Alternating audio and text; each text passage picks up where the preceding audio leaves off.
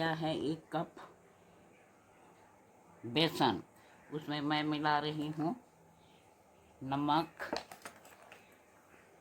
हल्दी पाउडर, गोल मिर्च पाउडर, जीरा धनिया पाउडर, कटा हुआ मिर्चाई और कटा हुआ धनिया। अब हम इसको मिक्स करते हैं।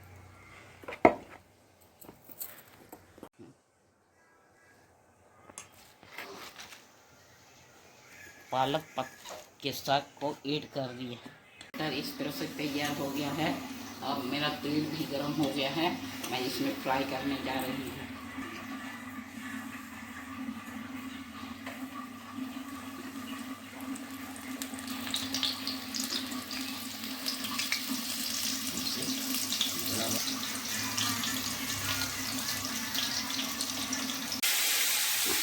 इस तरह से मेरा पकौड़ा बन गया है, देखिए।